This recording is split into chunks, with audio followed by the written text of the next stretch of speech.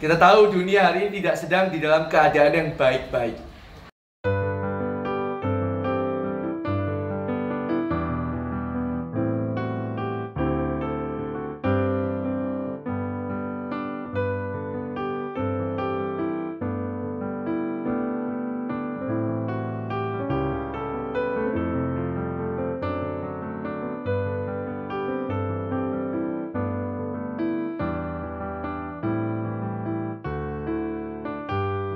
Tetapi Alkitab mengatakan kita adalah generasi yang terakhir. Sejarah manusia itu adalah seperti sebuah cangkang. Anda lihat telur ya, ini gambaran telur.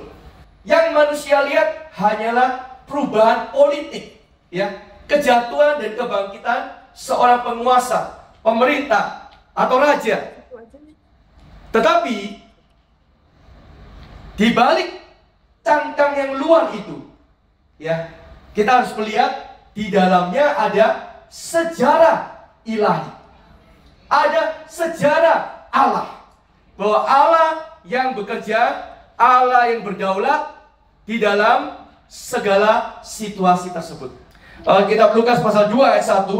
Di sana dikatakan, yaitu pada waktu itu Kaisar Agustus mengeluarkan suatu perintah, menyuruh mendaftarkan semua orang di seluruh dunia.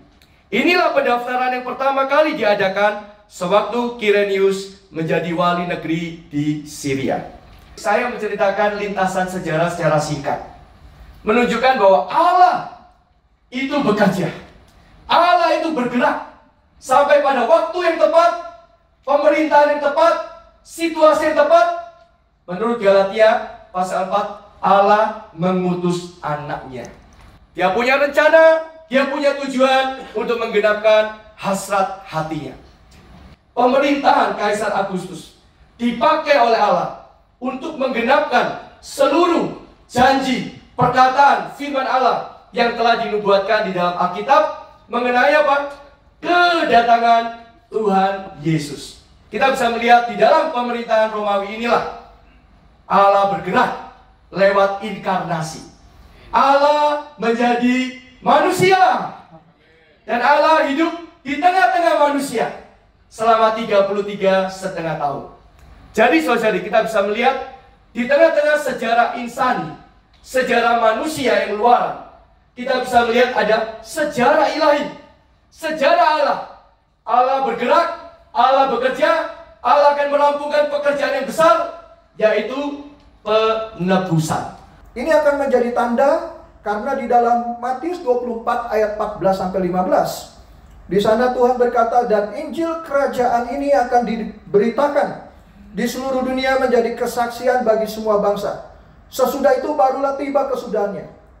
Jadi apabila kamu melihat pembinasa keji, atau di sini adalah kekejian pembinasa itu yang berdiri di tempat kudus, sebelum hari itu, hari Tuhan datang, haruslah datang dahulu murtad, dan haruslah dinyatakan dahulu manusia durhaka yang harus binasa, yaitu lawan yang akan meninggikan diri di atas segala yang disebut atau yang disembah sebagai Allah. Perhatikan, bahkan ia duduk di bait Allah dan mau menyatakan diri sebagai Allah. Petrus tidak hanya menyuruh kita membaca Alkitab, Petrus menyuruh kita memperhatikan. Amin. Salinannya memperhatikan dengan sungguh-sungguh. Matius 3 ayat 2-3. Bertobatlah sebab kerajaan surga sudah dekat. Ayat 3, sesungguhnya dialah yang dimaksudkan Nabi Yesaya ketika ia berkata, ada suara orang yang berseru-seru di padang gurun, persiapkanlah jalan untuk Tuhan, luruskanlah jalan baginya. Yohanes adalah pemberita Injil pertama di dalam perjanjian baru.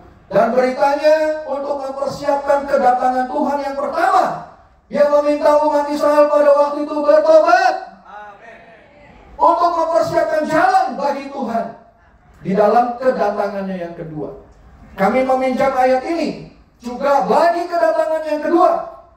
Kami ingin seperti Tuhan Yesus, seperti Yohanes Pembaptis ingin berseru, hai umat Allah, bertobatlah, karena kerajaan surga sudah jauh lebih dekat lagi. Tetapi kita di sini adalah orang-orang yang mau bertobat, mempersiapkan jalan, mempersiapkan satu umat yang layak bagi kedatangannya. 1 ayat 34 sama-sama. Jagalah dirimu supaya hatimu jangan syarat oleh pesta pora dan kerambukan serta kepentingan-kepentingan duniawi.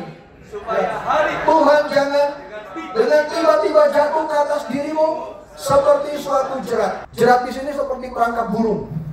Anda masuk, Anda terjerat dengan pesta pora di dunia ini. Saya terjerat dengan semua kenikmatan dan kepentingan-kepentingan duniawi saja. Doa di sini bukan doa makan. Doa di sini bukan doa minta berkat.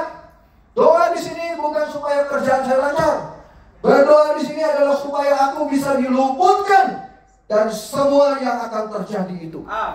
Dan supaya waktu Tuhan datang, kita tidak beroleh malu. Kita bisa berdiri tegak di hadapan anak manusia. Pertama, bertobat. Kedua, berjaga-jaga dan berdoa. Ketiga, ditebus dari cara hidup yang sia-sia. Keempat, kita harus mendambakan firman Tuhan. Yang kelima, jangan menjauhkan diri dari pertemuan-pertemuan ibadah kita. Tapi saya mau katakan, secara langsung, yang bisa mempercepat, yang bisa menarik kedatangannya adalah kita.